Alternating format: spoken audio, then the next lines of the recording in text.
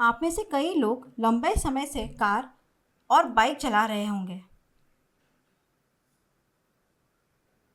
कई बार आप जानबूझकर रेड सिग्नल पर नहीं रुके होंगे, लेकिन फिर ट्रैफिक पुलिस ने रोक दिया होगा। कई लोग जुर्माना ना भरने पर पुलिस से बहस करते हैं, लेकिन पुलिस चालान काट देती है।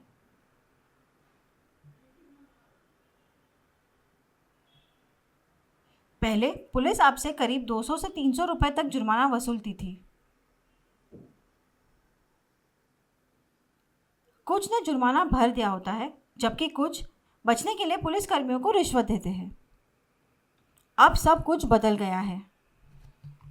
अब पुलिस मोबाइल कैमरे या सीसीटीवी रिकॉर्डिंग का इस्तेमाल करती है और फिर एसएमएस के जरिए चालान भेजती है। अब शख्स के पास जुर्माना भरने के अलावा कोई चारा नहीं होता है। इसकी शुरुआत 2012 में बेंगलुरु, मुंबई, यूपी, अहमदाबाद और भारत के अन्य स्थानों से हुई।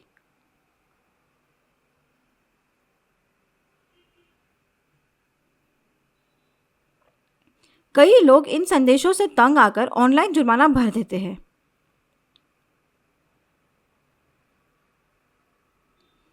जब आप जुर्माना भरने में देरी करते हैं तो आपको बाद में अदालत के आदेश और जुर्माने के बारे में सूचित किया जाता है।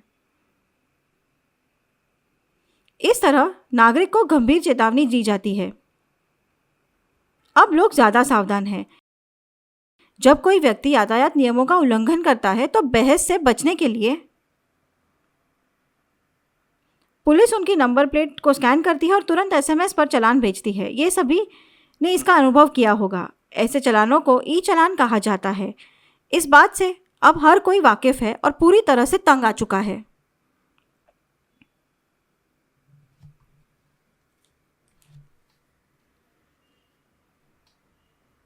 यहाँ कुछ आश्चर्यजनक है। इलेक्ट्रॉनिक्स एंड सूचना प्रौद्योगिकी मंत्रालय का सूचना सुरक्षा शिक्षा और जागरूकता नामक एक संगठन है।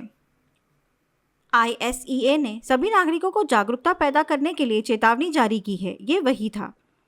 चौंकाने वाली चेतावनी में कहा गया है, लोग बहस करने और शिकायतें उठाने के बजाय ई चालान का भुगतान ऑनलाइन करना पसंद करते हैं। हालांकि अब एक नया ई चालान घोटाला सामने आया है। अब आप सभी को सावधान रहने की ज़रूरत है। आप सभी एसएमएस पर ई चालान प्राप्त करने के आदी है। हो सकता है कि आपको ट्रैफिक उल्लंघन याद ना हो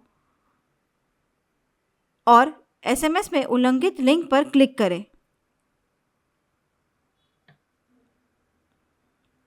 आपको इस तरह से पेमेंट करने की आदत है, लेकिन अब आपको ज़्यादा सावधान रहने की ज़रूरत है। सतर्क रहे। हम आपको एसएमएस मिले तो सोचें कि क्या आपने कोई यातायात उल्लंघन किया है, और अगर नहीं किया या याद नहीं है तो लिंक पर क्लिक ना करें। यह एक घोटाला हो सकता है, नहीं तो आप बड़ी मुसीबत में फंस जाएंगे। एक बार जब आप लिंक पर क्लिक करते हैं तो आपका फ़ोन सुरक्षा से बाहर हो जाता है। हैकर्स को आपकी सभी तस्वीरें, फाइलें और साथ ही आपके बैंक खातों तक पहुंच मिल जाती है। ये एक बहुत बड़ा नुकसान होगा। हमारा विश्वास हासिल करने के लिए इन धोखाधड़ी संदेशों को मूल आधारित संदेशों के समान ही तैयार किया जाता है। यदि आप इस पर क्लिक करते हैं तो खत्म। अब मैं आपको बताऊंगा कि ऐसे घोटालों से खुद को कैसे बचाया जाए।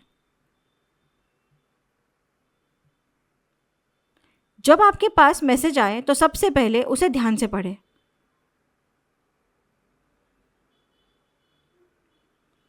वाहन के विवरण जैसे वाहन नंबर प्लेट और चेसिस नंबर आदि की जांच करें।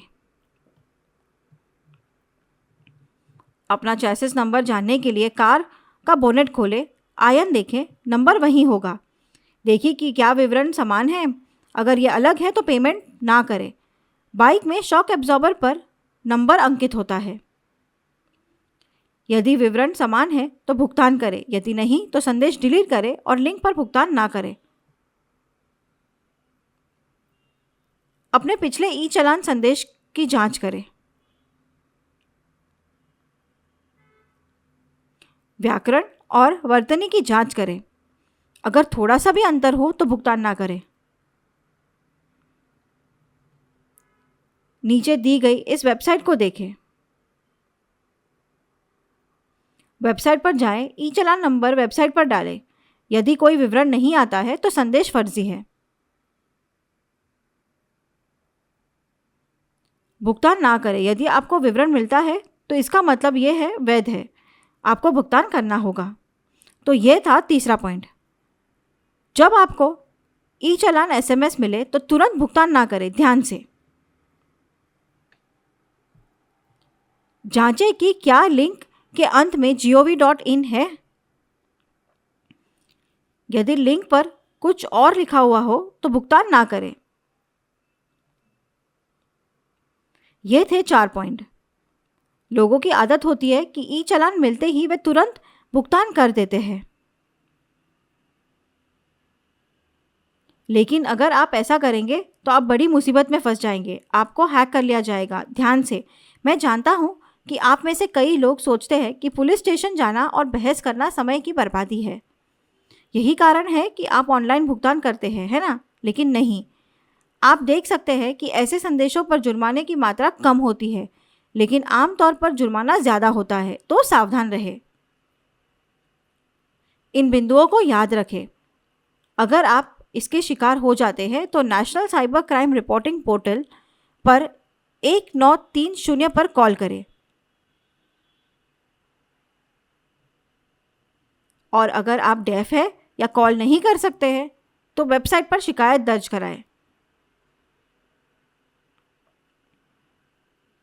अपने बैंक से संपर्क करें और उन्हें भी अपने बैंक खाते ब्लॉक करने के लिए सचेत करें।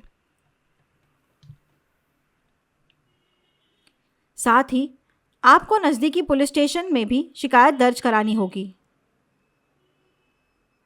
आप सभी को बहुत सावधान रहने की ज़रूरत है।